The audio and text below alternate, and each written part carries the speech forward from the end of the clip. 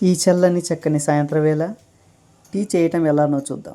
మొదటగా స్టవ్ వెలిగించి ఒక ఖాళీ గిన్నెను పెట్టుకొని అందులో ఆరోగ్య పాల కేంద్రం నుంచి తెచ్చినటువంటి పాలను పోసుకోవాలి. హాఫ్ ప్యాకెట్ సరిపోనప్పుడు సెకండ్ హాఫ్ ప్యాకెట్ కూడా పోసుకోవాలి. పాలు పోయే విధానము: మొదటగా కత్తిరించినటువంటి పాల ప్యాకెట్ తీసుకొని అలా పుస్సని పిసికితే లోపల ఉన్న పాలన్నీ గిన్నెలో పడిపోతాయి. తరువాత ఇది కల్తీ కాదు, కేవలం సరిపడ నీళ్ళని పాలలో కలుపుకొని ఇప్పుడు పాలు పొంగేంతవరకు పాలని తదేకంగా చూస్తూ ఉండాలి. అలా చూస్తుంటే కొంతసేపటికి పాలు పొంగటం ఆరంభమవుతుంది. పాలు పొంగేలోపు మనం పాలు తాగితే వచ్చేటటువంటి లాభాలను కాస్త పరిశీలిద్దాం. మొదటగా ఒక గ్లాస్ పాలు తాగామంటే మొదటగా జరిగేటటువంటి పరిణామం గ్లాస్ పాలు అయిపోతాయి. రెండవ పరిణామం పొట్టలో గ్లాస్ పాలు పడతాయి. ఇంతకు మించి పెద్దగా ఏమీ డిస్కస్ చేసుకోవడానికి లేదు. మీరు ఇప్పుడు కాస్త తదేకంగా చూసినట్లయితే పాలు యొక్క అంచు భాగంలో చిన్న చిన్న బుడగలను మీరు గమనించగలరు. చూడండి, పుటుక్ పుటుక్ అనే శబ్దాలతో ఎంత చక్కగా పాలు మరుగుతున్నాయో. కొంతసేపు ఆ శబ్దాన్ని ఆస్వాదించండి. తరువాత అలానే చూశారంటే మేగడతో కూడుకున్నటువంటి పాలు పైకి రావడాన్ని మీరు గమనించగలరు. చూసారా? పాలు పొంగుతున్నాయి, పొంగిపోవడానికి సిద్ధంగా ఉన్నాయి. పొంగొచ్చేసింది. గిన్నె నుంచి బయటికి రాకూడదంటే స్టవ్ సిమ్లో పెట్టుకోవాలి. ఇప్పుడు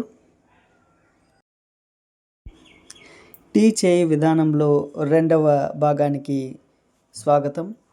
ముఖ్యమైన పదార్థాలైన టీ పౌడర్ మరియు చక్కెరను ఈ విధంగా వేరువేరు దాంట్లో తీసుకొని మొదటగా టీ పౌడర్ ఒక 5 చెంచాలు వేయాలి. సరిపోకపోతే ఇంకో చెంచా వేసుకోవచ్చు, సరిపోయినా కానీ ఇంకో చెంచా వేసుకోవచ్చు. తరువాత చక్కెర ఒక 4 చెంచాలు. ఇంట్లో ఎవరైనా షుగర్ పేషెంట్లు ఉన్నట్లయితే వాళ్ళకి ఇంకొక 3 చెంచాలు ఎక్స్ట్రా వేసుకోవచ్చు. తరువాత కొత్త చెంచా తీసుకొని అలా మీకు వీడియోలో చూపిస్తున్నట్టుగా చుట్టూరు కలబెడుతూ మధ్యలో కలపెట్టాలి. తరువాత 4 సార్లు అలా విదిరించి 5వసారికి చెంచా తీసి గలాసులో వేసి పక్కన పెట్టాల్సి ఉంటుంది. తదుపరి మంట పెంచాల్సి ఉంటుంది. అటు పిమ్మట పొంగు వచ్చే వరకు వేచి ఉండాలి. మీరు చూసినట్లయితే పొంగు రాటాన్ని చూడవచ్చు. వెంటనే బయటికి రాకుండా సిమ్లో పెట్టాలి.